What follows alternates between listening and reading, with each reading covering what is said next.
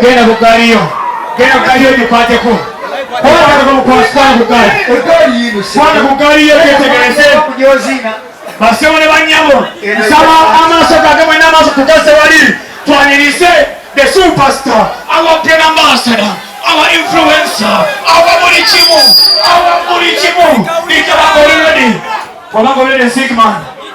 Yes, brand ambassador yajjo kwasa omukulu Egaali kangenze ansinguza Frederico ndi mutuze w'ensangi jembera ndi muvuzi wa boda wano mu Natete Busega bannange ndi musanyufu nnyo kunebaza bakituzi ku lw'obuwanguzi bw'entuuseeko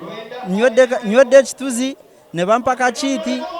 nenkebera wansi wa kacokolo sisobodde kusangamu mpanguddemu kacupa kalala nentereka kakiiti kanga kaliko enamba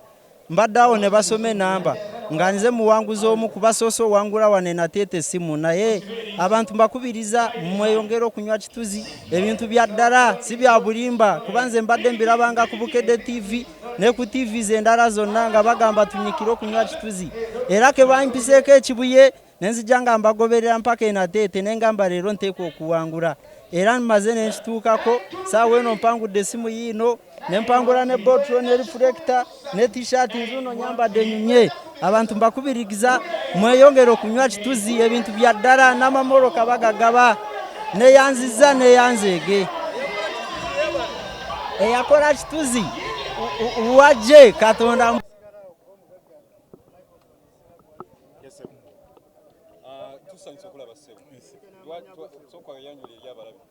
Amanya gange bampita Roho Moses, the director Kituzi Farm Company Limited. Fe abakola kituzi emyaka 8 nga tukola kituzi. So tusazeewo okunoonya Kristo Panda nga brand ambassador waffe. Wakugamba mwana muto tavumavuma omanya abayimbi nnyo beefuula nnyo okuvuma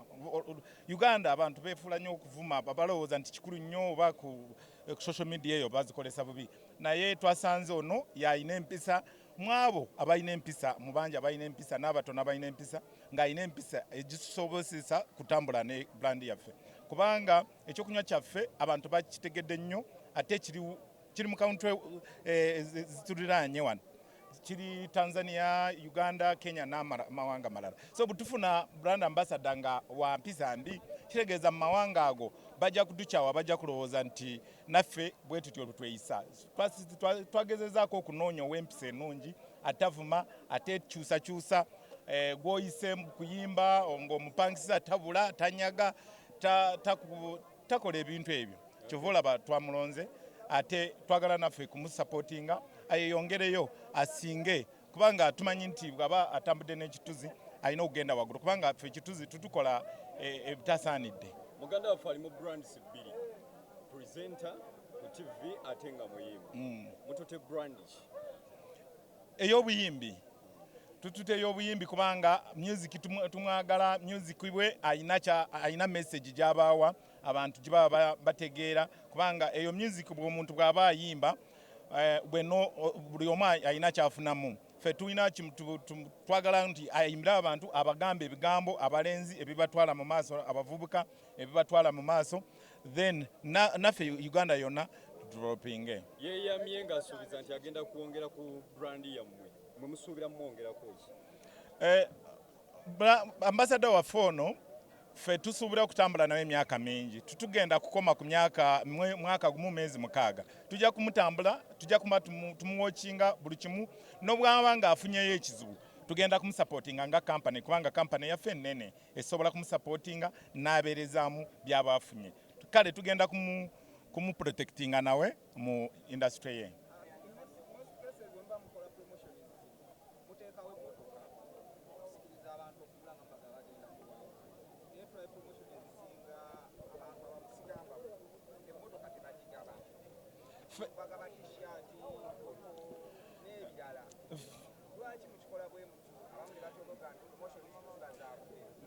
Fe abakituzi si bwetulyo bwetuli kubanga abakituzi fe buli mwezi tubeera ne budget ya milioni 14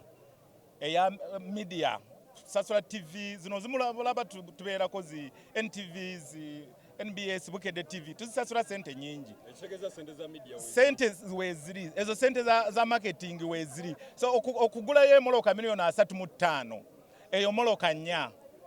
nnya ezo milioni 14 tubadde tuzisasula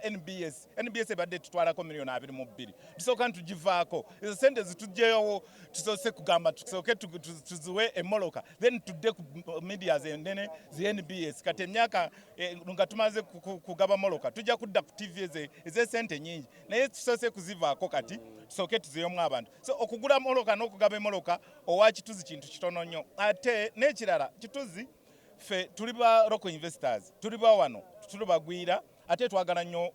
eggwanga lyaffe so tutusobola kufeera muntu wena ate tukirimu tuwaliyo omuntu ngali yali atuwaddeko sente mugundi okukola order ntutona mudiriza bintu bye so tutuyina mu buyaye fe tulirwedde okukola ebyo byonna naye tusobola kukendeeza sente tugenda kugaba moloka tukendeeza ku media omanyi mutwala sente nyingi nnyo mutuseera tumunaba kutusalirako ezo TV ennene kati ndowooza kasa agambye nti eza media weziri tukome wano bannange mufune wano